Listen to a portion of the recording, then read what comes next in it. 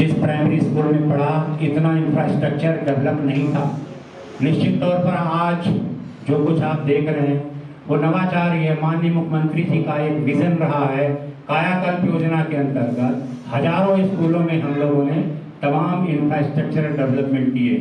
Basic शिक्षा का हर school tiles लगा है, वॉश बेसिन की व्यवस्था है, नाना प्रकार के किचन है, सब सारी सुविधाएं माननीय मुख्यमंत्री जी की सोच और उनके विजन के कारण उपलब्ध हुई है। और तमाम राज्य वित्त 14वां वित्त से तमाम काम कराए गए। इससे स्कूलों की तस्वीर बदली है और एक तरफ से वहाँ फ्यूचर भी बच्चों का अच्छा हुआ। तो कुल मिलाकर के जो पहले हम क्या अतीत में क्या व्यवस्था थी, वर्तमान में क्या है और हम नवाचार शिक्षा में क्या अच्छा कर सकते हैं कि कक्षा शिक्षण के अंतर्गत अच्छे से अच्छे शिक्षण विधि का अपनाएंगे ताकि हमारे बच्चे अधिक से अधिक सुगमता पूर्वक सीख सकें और जो सीखें वो स्थायी हो, ड्यूरेबल हो, वो सीखी हुई चीज भूलने ना पाए। तो कक्षा संचालन के लिए नवाचार जरूरी है, साथ साथ विद्यालय संचालन के लिए नवाचार जरूरी है। विद्यालय संचालन में जो नवाचार है वो जैसे एक छोटा सा उदाहरण है, मॉर्निंग असेंबली होती है। अगर 6 दिन क्लास चलती है तो 6 तरह के प्रार्थना बच्चों से कराई जाए, महापुरुषों के जीवन परिचय पर चर्चा की जाए, अच्छे अच्छे उक्ति वाक्यों को लिख करके उनका विस्तार से वर्णन किया जाए। बाल सभा होती है सप्ताह में अंतिम दिन, तो कम से कम उस महीने जितने बच्चों का या उस हफ्ते जितने बच्चों का जन्मदिन है उनको बधाई दिया जाए, उनकी मंगल कामना की जाए, कुछ छोटे मोटे पुरस्कार दे करके। अभिभावकों का सम्मान हो, जो बच्चों के अभिभावक हैं उनको प्रोत्साहन दिया जाए। जैसे कोई बच्चा रेगुलर स्कूल आता है, विधिवत पूरे ड्रेस में आता है, ऐसे बच्चों के अभिभावकों को बुला करके उनको प्रोत्साहित किया जाए। ठीक उसी प्रकार से पाठ्य सहगामी क्रियाएं हैं, उसमें नवाचार होना चाहिए। नाना प्रकार के नवाचार, जहां भी नया प्रयोग होगा चाहे जिस रूप में होगा वो नवाचार की श्रेणी में आएगा।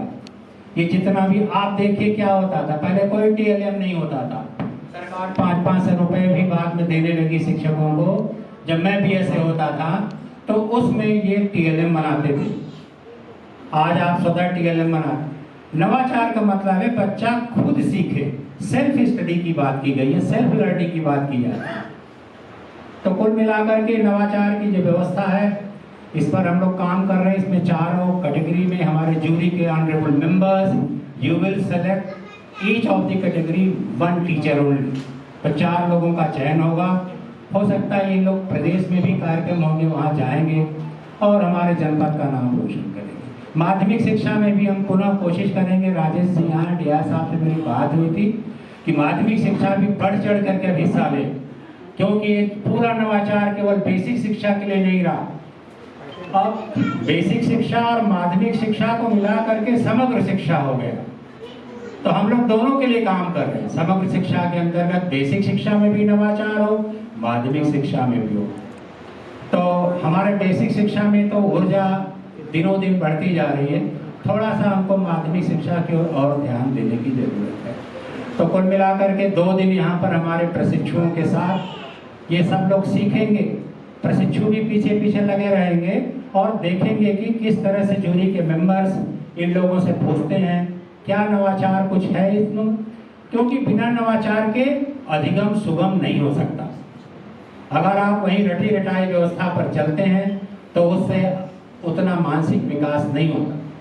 नवाचार एक कला है जो शिक्षक का इनोवेटिव होता है, वो नई नई चीजें प्रयोग करेगा, नई विधियां अपनाएगा, नई टेक्नोलॉजी अपनाएगा, नए नए टीएलएम का प्रयोग करेगा ताकि कक्षा शिक्षण सुगम, सरल और अस्थायी हो सके। मैं पुनः सभागार में अपने ऑनरेबल चेयरपर्सन में उनका तहे दिल से हार्दिक स्वागत करता हूँ।